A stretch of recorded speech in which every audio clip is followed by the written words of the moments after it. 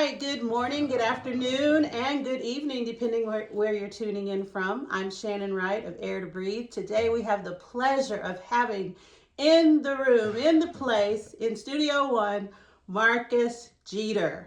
Welcome, Marcus. Thank you, Shannon. Thank you so much for having me. It's a pleasure, Yes. to be here with you. So glad today. you're here. Yeah. We've had a wonderful time of enjoying some noshes and tea. Right, exactly. Both of us we would love be bougie. right. Both of us love chamomile tea, and I love lavender, and so he enjoyed some lavender chamomile tea as well. We are so happy that you stopped by Air to Breathe today. Marcus and I have had some wonderful conversations over the years, and one of the conversations really stood out to me about how he has really cared for his family. So part of the reason he is here today is he's helping us all learn a bit more of how we can breathe easier in life, especially with all that is going on in the world right now. It is so important to take time to reflect and think about what we need in order to just function and to love people better and to be there for our families. Right. So I want to give you a little bit of background with Marcus Geeter. I'm going to let him tell you all about himself, but he has done makeup for some of the most amazing people, such as Halle Berry, Jennifer Hudson, Deborah Cox, Faith Evans, Ringo, STARR, and Usher. Yes, men need makeup grooming. too. We call it grooming. Okay. For men, we call it grooming. Men need makeup too sometimes, but we call that grooming. And he has had some extensive work displayed in advertising and print work, and in advertising at places such as like Victoria's Secrets and L'Oreal, and he's had print in magazines such as Vogue, Bazaar, Ebony. So amazing. And I've always been so impressed with his abilities, and he's so humble to have such gifts and always so willing to share tips and tools with other people. So we'll touch on that a little bit later. But today I just wanted to just have Marcus share a little bit about his experience as a makeup artist in Chicago and tell us about that journey. What was that like for you? So my career happened pretty organically. I didn't start out thinking I would be a makeup artist. A lot of people don't know this, but when I went to college, I started as a computer programming major. Wow. So completely opposite of anything. Okay. Beauty or fashion, right? Right. So, but I also realized real quickly that I was analytical, but not quite in that way. Okay. So it was also programming was like Russian to me, speaking Russian to me. I just couldn't grasp it. I just couldn't grasp the language. So I changed my major to marketing and fashion, and thought I would probably wind up being a fashion buyer, because I love fashion. And so my degree is in marketing and fashion. A lot of people don't know that either. Yeah, but I was unofficially involved in the theater department at school, learned theatrical makeup, would study special effects and those kind of things in the summertime. And then this career just sort of blossomed because I started doing my friends' makeup. They were actors, and I would go with them on their photo sessions to prepare them for their shoots. And this career sort of blossomed out of just organically. And so I always tell young people now when I mentor them, I say it's important to have a plan for your life, but it's just as important to be open to what can happen. And follow the flow. Because it can change the whole trajectory of your life. So, and his makeup career has spanned over 40 years. Yeah, over 40 years. Over 40 years. Yeah. And I say, no matter what we talk about here, you have not missed a beat. You have not missed a beat. Most people would never know some of the things we're going to unpack in the show that we're going to talk about. And so anyway, over 40 years. Yeah, so it moved forward. And so I've worked in television and film and print. I've traveled, of course, all over the United States. I've traveled domestically to London, Prague, Paris, so I've worked all over the place. So I've had a very, very, blessed career. Yes. And I know that. And I'm very grateful for it. I really am. Yes. And you've had some shenanigans go down in Mexico one time. Yeah, and I always tell people, makeup is also problem solving. You have to be fast, thinker, a fast problem solver. I was doing a catalog in Mexico. We were going to be there for 3 weeks. And we flew in to Cabo. And once we got to the baggage claim, the only luggage that they lost of all of the passengers was my luggage with the makeup in it. Those raggedy people. So it was so funny because the wardrobe person who was traveling with me, she was more upset than I was. She was like, "You mean all of the luggage that was packed on this plane? The only thing you didn't pack that you lost was his makeup case, you know." Can't believe it. So anyway, I can't believe it. Yeah, and so I thought, well, what do I need to do? So I called the producer and I said, "Look, my baggage, with most of the makeup, is not here. So I need to have a PA, take me to a drugstore so I could buy little things. I needed stuff for the hair and all of these things." So we got to the hotel. The PA was ready to take me out, and I said, in the meantime, the models were coming in the next day. So I said, please call all the models that were coming, because they were coming in from LA, they were coming in from New York, and these are girls I had worked with before, so they knew my style and what I do and what I need. I said, have them bring their own makeup and a curling iron, a flat iron, some hairspray. So I had to, so I could just kind of piece things together. Improvise. So Cool in the audible. Yeah, exactly. That's ingenious. Right, though. yeah. And so, luckily, I always carry my brushes on, because that's something that I can actually carry on the plane. Yes. And powder and stuff like that. I had those things, but I didn't have any of my liquid foundations and lipsticks and lip glosses and all of that stuff, contours and all that. I didn't have any of the cream things with me. And so, first 2 days, we worked with our little makeshift makeup kit that we had, and then the end of that, I think it was the end of the second day, it arrived at the hotel. My suitcase. Was it over then, or you had it for the rest of the duration? I had it for the rest of the trip. However, the case was completely soaking wet. So evidently they left it on a tarmac somewhere outside. And it was raining or something? Yeah, it was completely soaking wet. However, of course, I had packed everything in plastic zip bags and all. It didn't damage any makeup. But the suitcase was completely wet. That is hilarious. But don't you feel, when you look back on it now, they always say hindsight's 20/20. You got the chance to see what you're made of. Yeah. You got the chance to see that you are quite the problem solver. We say in the business, make it happen. And you did. Right. When life gives you lemons, hey, make it happen. That's you make lemonade with a swirl. That's it. I love it. That's what we do. That's awesome. Yeah. So, not only have you been a problem solver, but you've also been a trendsetter.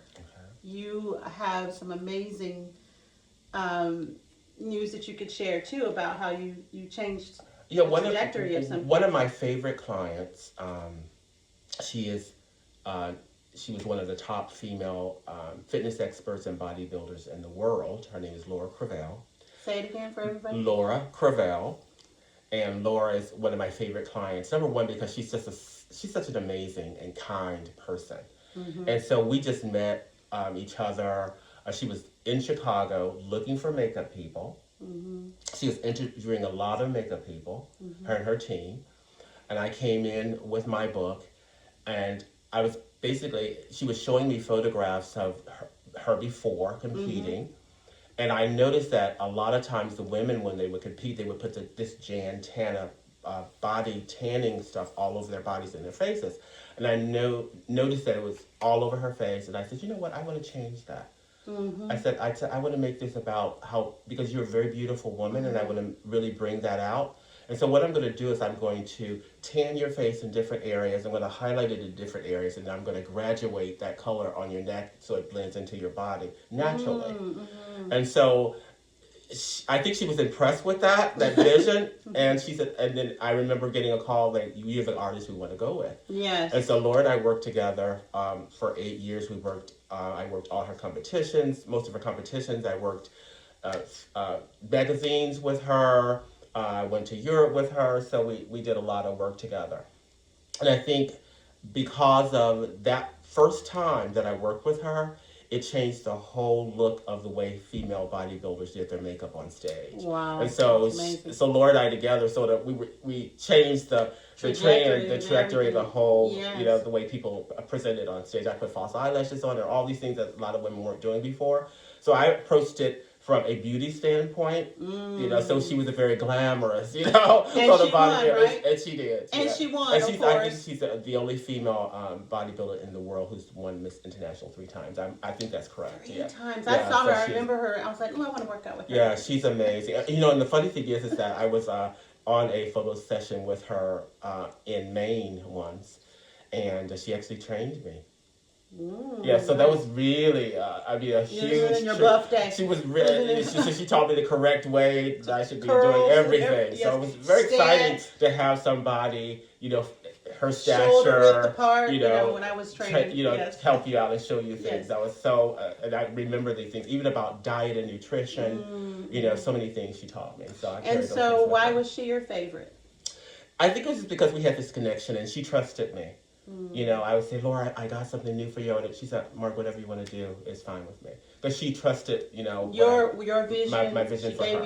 You creative. Yeah, and I knew the way she liked to look. I knew how people expected her to look. So that's also, because we created this kind of image for her that we had to carry throughout her career. Well, see, I love that too. And as a fine art photographer, when I photograph people, I interview people beforehand because I don't want to photograph everybody. I want to photograph the person who trusts my vision and gives me creative control. And to me, that's where they get to really see you work your magic. If someone's going to hire you because of your skill and then tell you how to do it, then you need to do it yourself. Yeah, it was basically teamwork between the artist and the star, you know, and we respected each other tremendously. And like I said, she just is one of the kindest people I've ever met. And it's wonderful that trust that she gave you. It gave you the ability to have the relationship that you actually have. So she saw what you were made of. And she's retired now, but to this day we still keep in contact. I was getting ready to say, you keep in contact Yeah, with we do. She's still taking, she's still training people? I'm not sure. I'm not sure she's training I got people. it. Right. Marcus, I'm just kidding. But you know, I think that's wonderful. You had a chance to travel for 8 years with her and really building that. You still stay in touch. Yeah.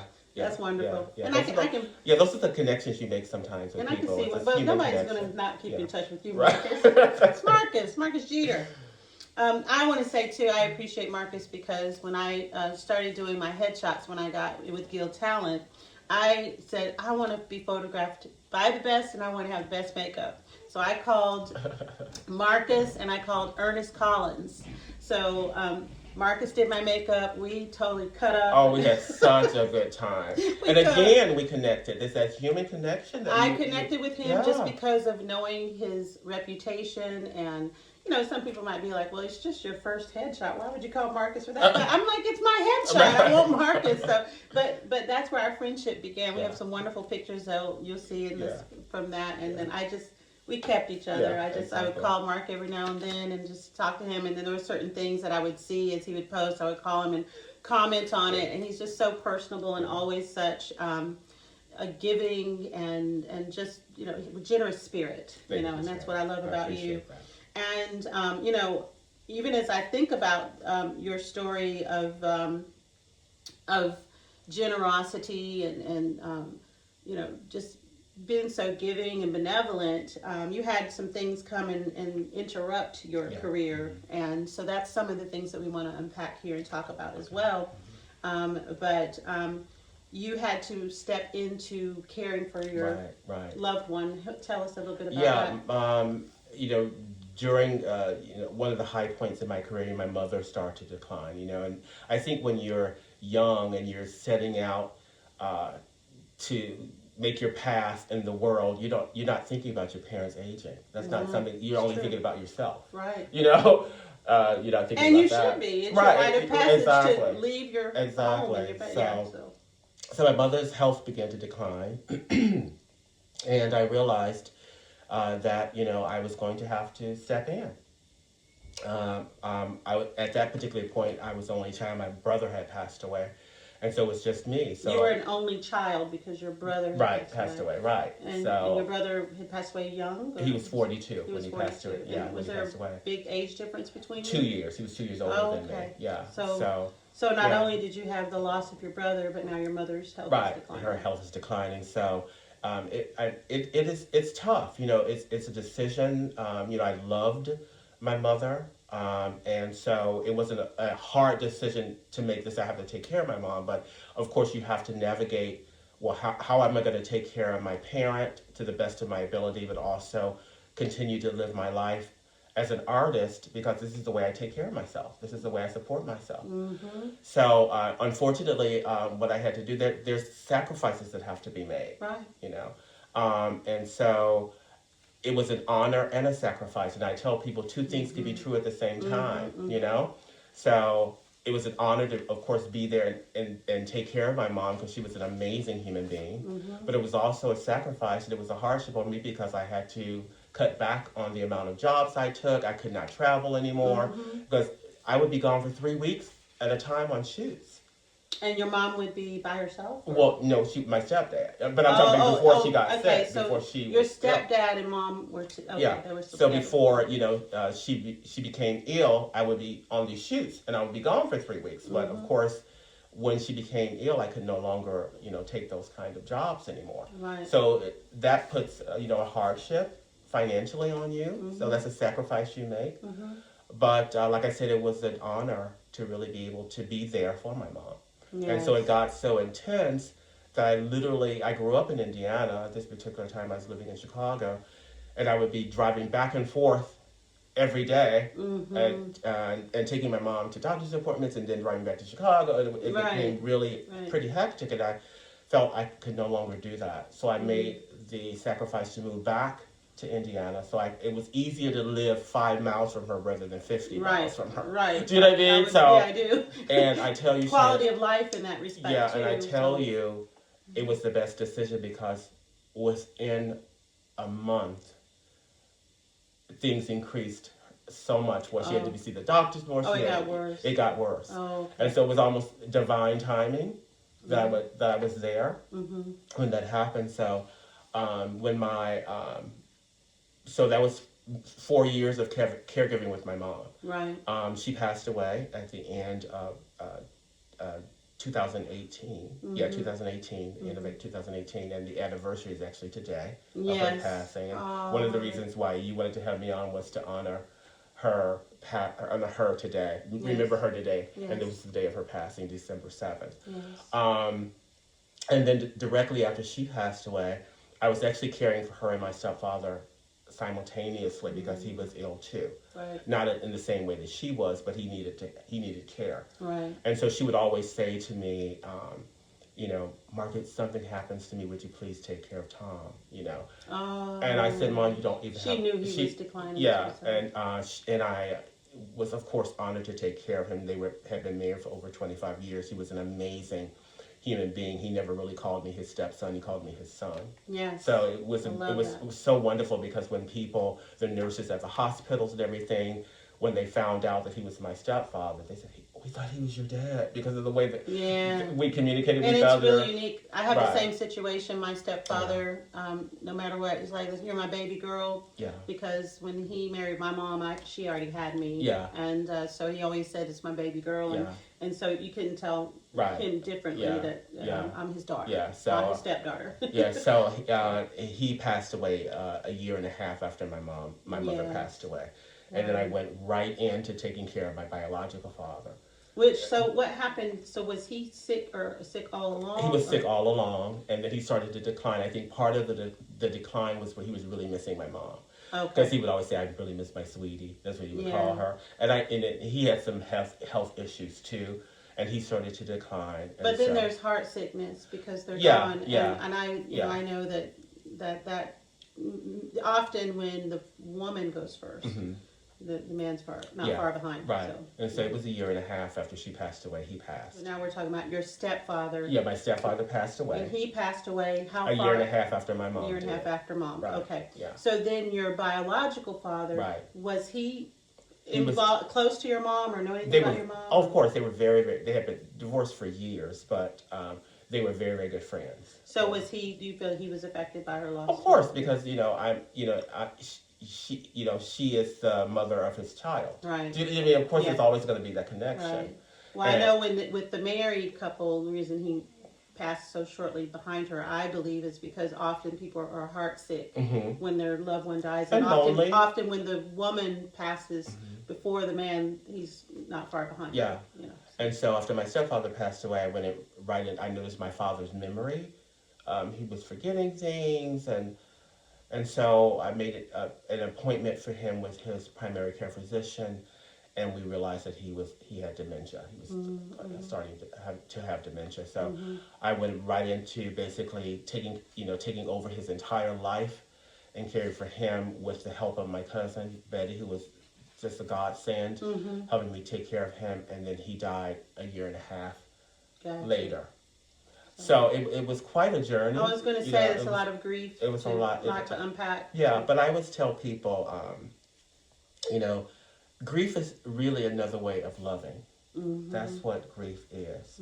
And I love this quote by Regina King. Grief is love with no place to go.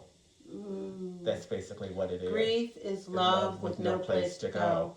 And so after a time, you start sharing that love with other people. So now that love that I have and had for my mother, my stepfather, and my father, I share that love that I have for them with my friends and my other family members, so that love finds a place to go, to redirect itself. Right. So I like to say, I love this this analogy too about grief. Someone told me this story years ago. When someone passes away, there's an explosion that happens. It's sort of an explosion, like you're holding this piece of art, this piece of glass, and this beautiful vase, this beautiful piece of art explodes in your hand.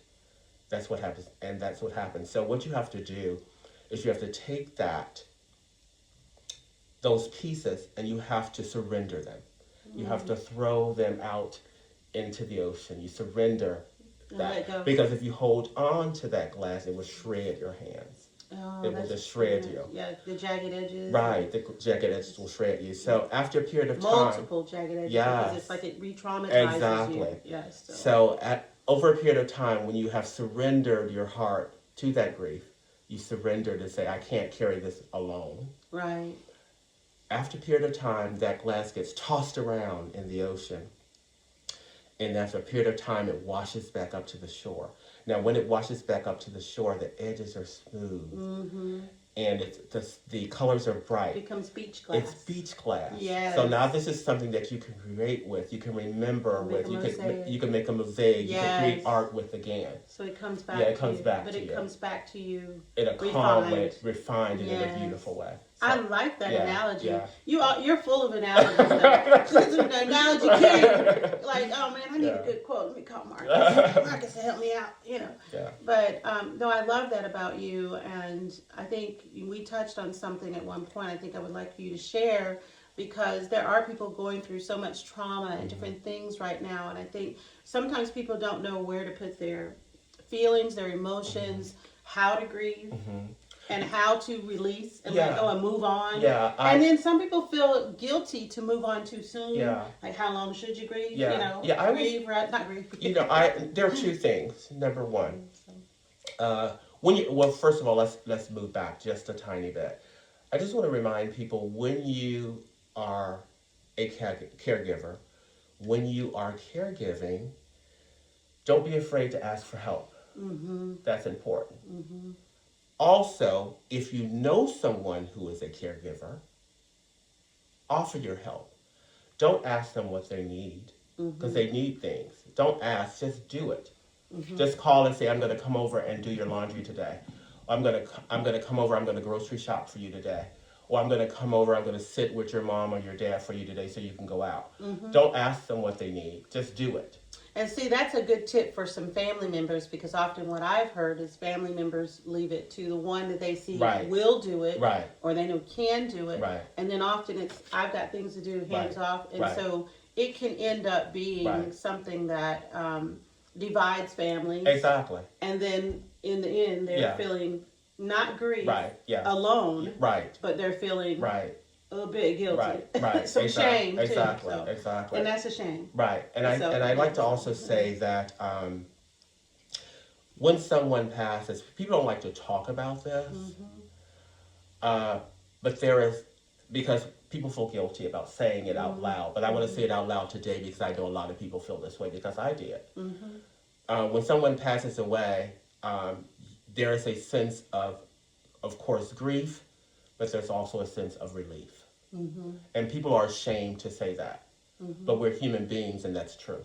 And two things can be true at the same time. Yes, but on the other side of the relief, it's also that your loved one is no longer in suffering. pain. Exactly. No longer suffering, Exactly. so there is a relief. Yes. And I know we're going to touch on that a little bit more in part 2 because I have another very dear friend whom I talk to a lot. And my mother was a caregiver of my grandmother. And so this is very close to home for me because I've watched her really care for my grandmother. And a lot of times there was help from a few of the siblings, but not always with people come around to help. Or they felt like you've got that handled. And because you can do it and do it so well, people think you don't need any help. And I think because a lot of times because you and I actually are very strong people, people think strong people don't need a helping hand. They don't need a shoulder to cry on, but that is not true. Right. They think you're just fine. And so I've had to learn to, certain people I will, share what I'm going through because I need encouragement too. Exactly. When you're a great encourager, then you feel fulfilled and encouraged in your role. But when you need a shoulder or someone, to be there for you, it's like, wait, who are you going to call? Because a lot of times people, once their needs are met, they're off and they're doing whatever they're doing. And also life takes us on different turns because life is lifing. The pandemic happened, people went into shutdown. Some people really did quarantine and then stay in quarantine a bit longer. So, I agree with you that it's okay to grieve and to feel relief for your loved ones. And to understand that you're going to feel that, and that is a human connection. That's a human thing to feel. And you had cared for your mother for like 6+ years, and then your stepfather for a year. Yeah, and also during the same time she was ill because they were both ill at the same time. At one point. Yeah, exactly. So this spanned over 12 years. Yeah, exactly. Over 12 years. So how did you stay encouraged? How did you hold up under that? I just, I remember I had taken my mother. Sometimes you have angels that come into your life too. And I had taken my mother to a cardiologist appointment. And sometimes people can see things about you that you don't see. And one of my mother's nurses saw that I was struggling. She could just see that I was struggling in some way. And she said, Marcus, can I talk to you for a second? And I said, sure. And I thought she was going to talk to me, say something about my mom's hair. And she said, first of all, I want you to know that you're doing a great job. She said, every time I see your mother, every time we see your mom, we see you. She said, which is very unusual for a man to be in this, in this caregiving position. She said, so you're doing a great, great job. She said, but I want to give you a little bit of advice. And she said, it may sound really different, but you will know exactly what I mean when I say this, and you'll know what my intention is. She goes, you're doing a wonderful job. She said, but sometimes you're going to have to be a little selfish. And I knew exactly what she was talking about. And so she said, so I want you to take one day a week for yourself. To do something you love and something you enjoy.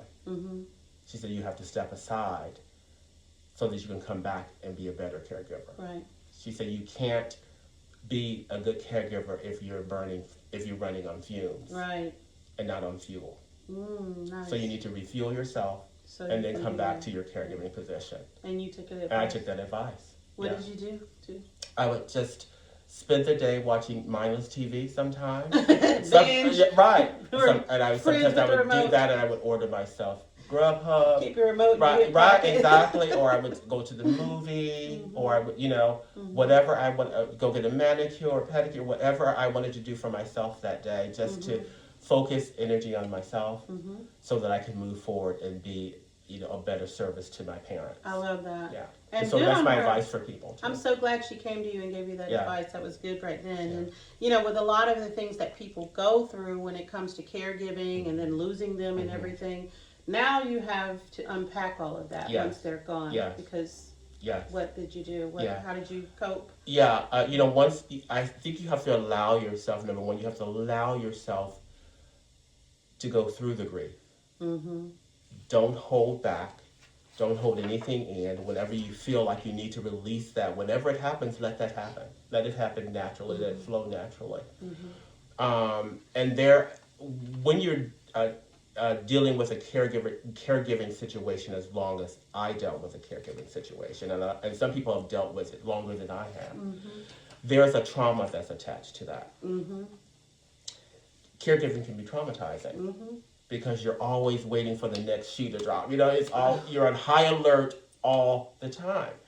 And that can take do to your nervous system? It does a lot to your nervous system. Really? And so you have to realize your blood pressure is going to probably be high. You're probably going to have anxiety. All these things. Would you have panic attacks sometimes?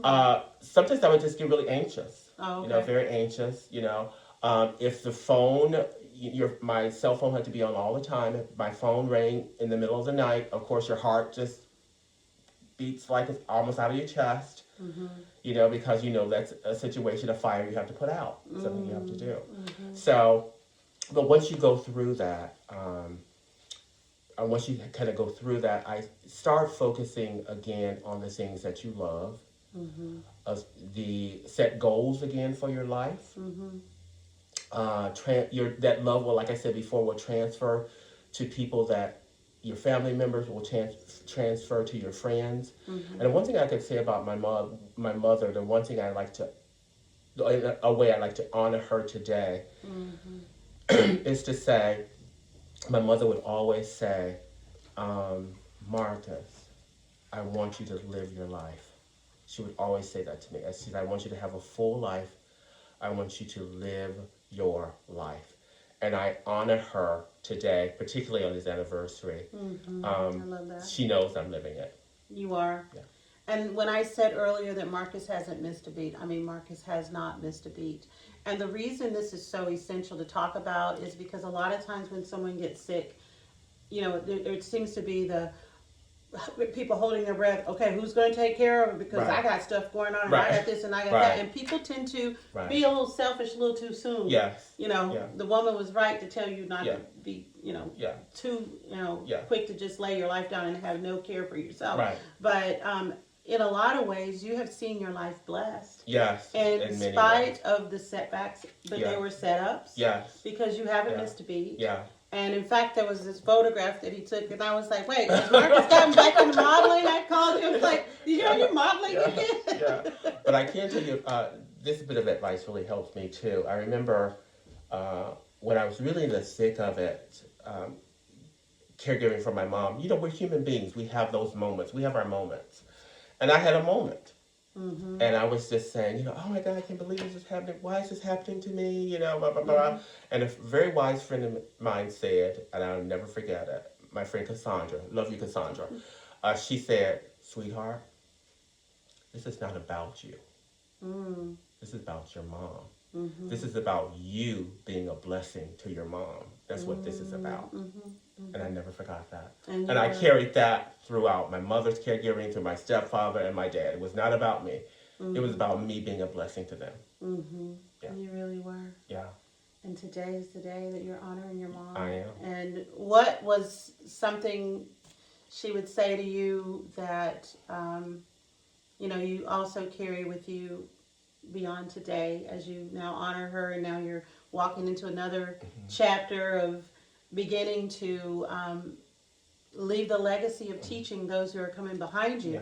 Yeah. She would always say, Mark, let love carry you. Let love carry you. Let it carry you. Mm-hmm. Yeah. And she said you have a huge capacity to love. She said, so let that carry you. Right. Yeah. And so in moving on, you have allowed yourself to just leave the home and feel at peace, and your phone rings, you're like, I'll get to that later. What are they calling for? I turn my phone off at night. Girl, now, unless it's me. Right, yeah. So, yeah. I love that. Well, this has been just a wonderful, free-flowing conversation, and I just wanted you to be able to have a moment to honor your mother, number one. Thank you. I appreciate and to be that. honored for the legacy that you have left in this community. I have a very dear friend who has looked up to you in such an amazing way over the years, and she recently got a chance to meet you. And what I appreciate is she just talked about what a legacy you have left and how much you don't even realize how much you had impacted her on getting braces, and she just watching your life and everything, and you never know who's watching. You never know who's watching. And so, you know, just touching back on the fact that when you are as bright as you are, and you are as giving, and you're often smiling and just really, you know, a joy, people don't realize sometimes there can be some things that have been going on in your life or have happened to you behind the smiles over those years. I bet there's so many people who had no idea. No idea. They had no idea. Because you show up, you be professional, you do what you got to do, but when you get home, you handle what you need to. I've lived it. I have lived it. So we want to thank Marcus Geeter for coming by Air to Breathe today. This is my first interview on Air to Breathe, as a matter of fact. And I'm grateful that you were here and that you're sharing. And we look forward to doing a part 2, just really unpacking some of the things that people deal with in caregiving, because my other friend who has the same situation is going to also come on. We're going to have Marcus and the special guest come on again together. And so we'll announce when that will be. But we want to thank you again for coming by. Are you going to close us out with a song? Or? Oh, no. Oh, no, honey. You hear the dogs howling. No. I love it. Well, I love this interview today. I love this experience. Thank you for coming by Air to Breathe. And so this has been Shannon Wright, your host of Air to Breathe. Please tune in for the next episode. And we want to thank you for tuning in today. Please like, subscribe, and hit the notification bell if you'd like to stick around. We would love to have you. And once again, thank you for tuning in today. Love you. Send you loads of love, everybody. Loads of love.